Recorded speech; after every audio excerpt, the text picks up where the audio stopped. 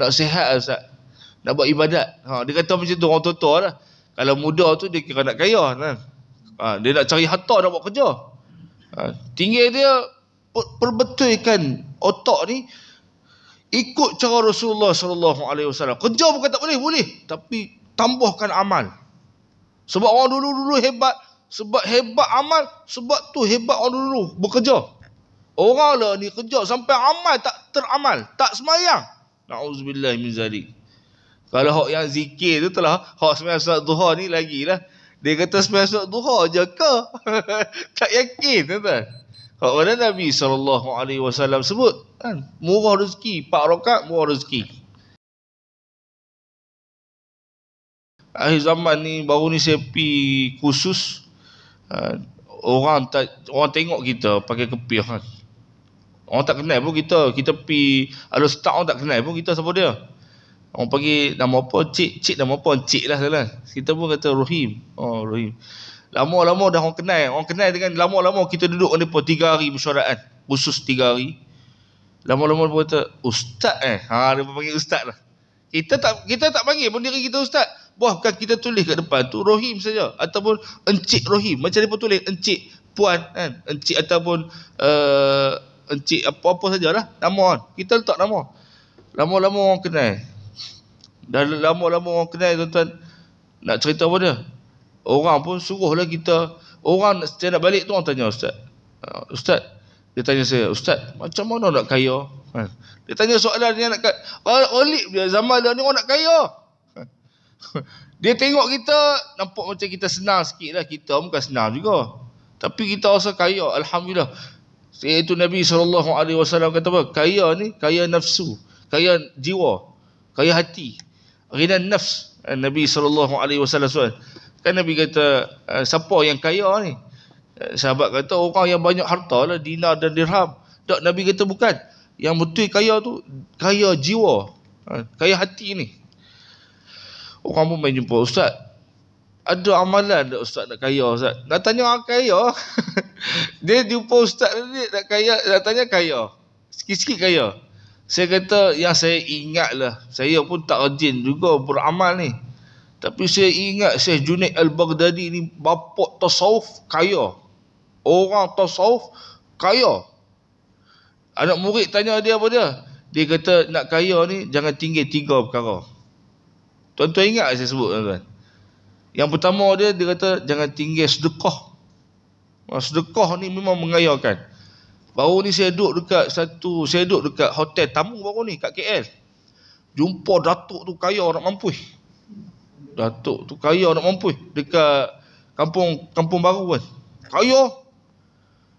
Duk sembang-sembang tu, adik ipar saya tanya dekat datuk tu, datuk bisnes apa datuk? Dia kata, saya ni nak cerita sikit. Tuan-tuan boleh cerita lah kan? Tuan-tuan tak mahu dengar cerita? Boleh kan lah, cerita lah, ambil ibrah. Nak kaya kan. Dia pun, datuk tu kata, lepas tu datuk tu tak ada nak jawab lah. Datuk tu macam kenyah-kenyah lah, orang kaya kan. Datuk main saham ke?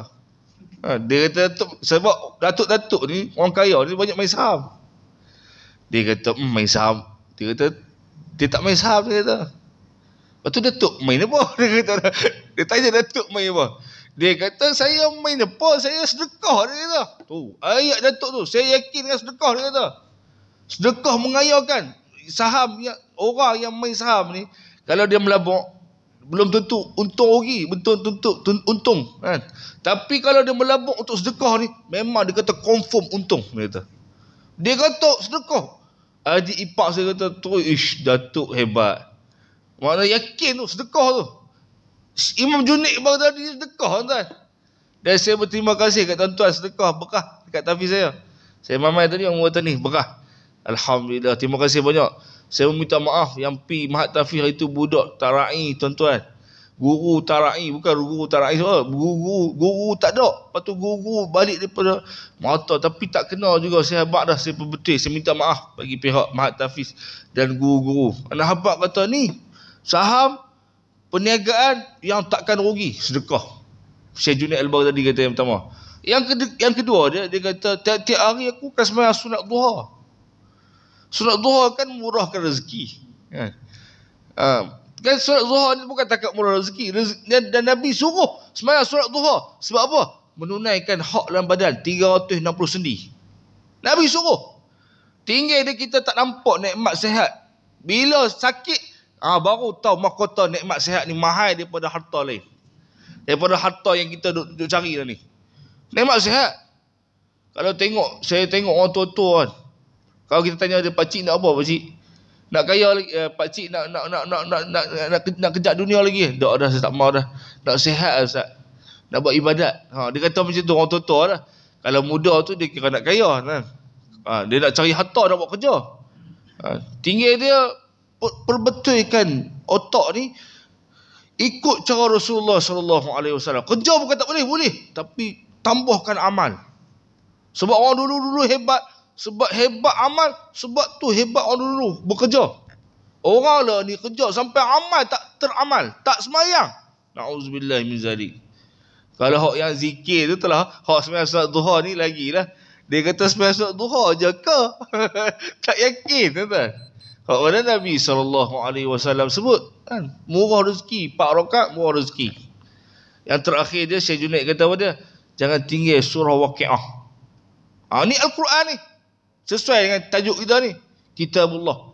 Jangan tinggal Waqiah. Sebab Nabi pesan dekat seorang sahabat, dia ada anak perempuan semua orang. Semua dia, anak dia ramai. Tapi anak perempuan.